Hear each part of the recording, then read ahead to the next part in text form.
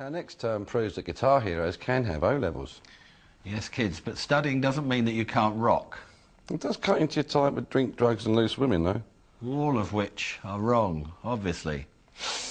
I always know when Brian has put a bit on somebody else's record. You know, even if he hasn't told me, I know. I know it's this guitar.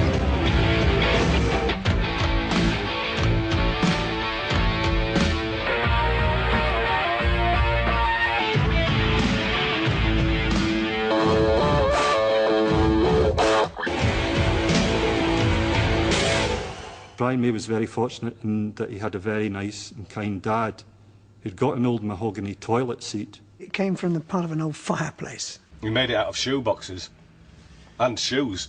So it's all made from strange objects, pieces of junk really. A knitting needle. You made the knobs. Oh yes, a piece of shelf edging. And he'd fashioned a guitar which they called something like the Red Meanie. Not only that, Brian played the guitar with a sixpence.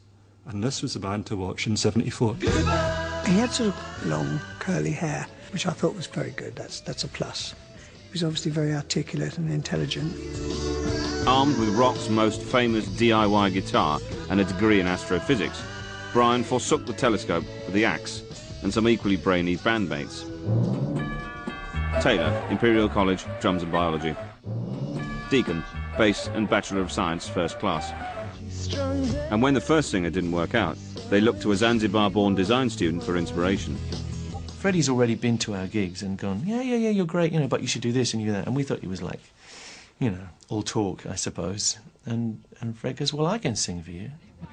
You can sing. Turned out he could. Queen were born, a great big glam prog panto.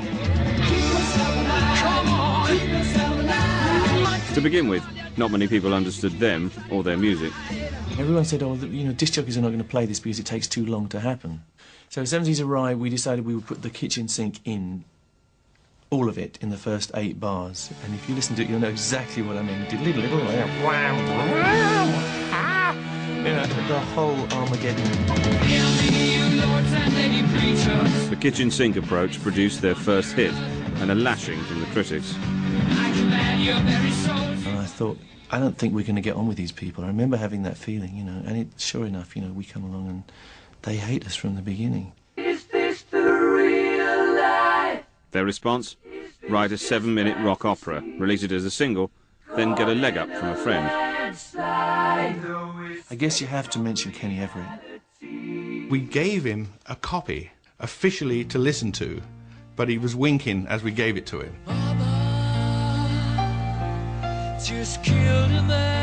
He played the song and partial parts of the song, I think like 14 times over the course of the weekend.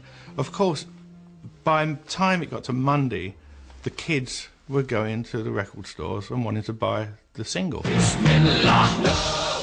Kenny's teasing and some newfangled thing called a promotional video took Queen to #1 for 9 weeks. And while Freddie had Galileo fandangoing with Beelzebub, Brian came up with one of the rockingest moments in, well, rock. I made sure that there was a suitable bed for the solo, because I could kind of hear the solo in my head as a tune. And obviously the heavy part, you know, the bit that you headbang to in your van, you know.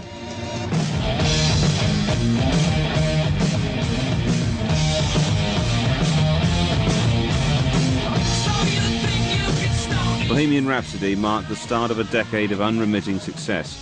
There were plenty of costume changes, but the riffs remained the same, as Queen became market leaders in aristocratic rock excess.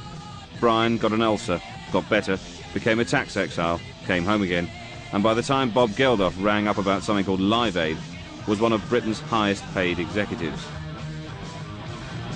Inside us, we're wondering who we are, you know, we're wondering if Queen is this huge thing that we've built up, this huge organisation, and can we actually pull it off?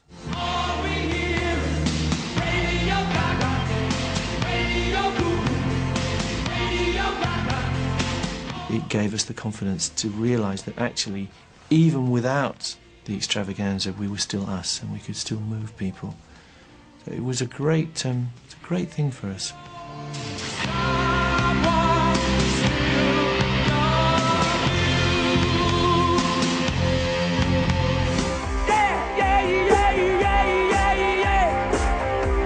Post-Live Aid, everyone loved Queen again.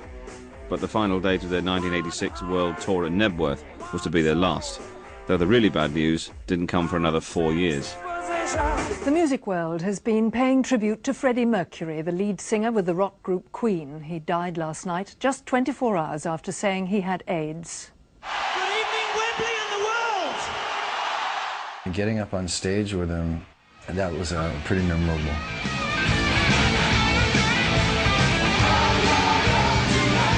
And Brian's axe duet with his hero-worshipping hair-alike wasn't his only flirtation with the doppelganger effect.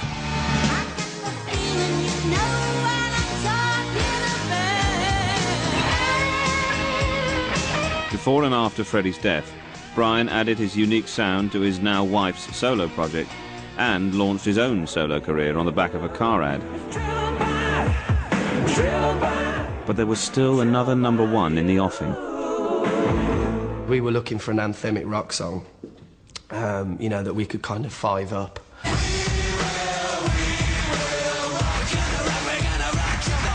They said, can we sample your guitar and put it on the record? And I said, well, if you're going to sample my guitar, why don't I play? And the hair remains the same. I think I'm blind to fashion, to be honest. I've never been fashionable and I never will. I'm just me.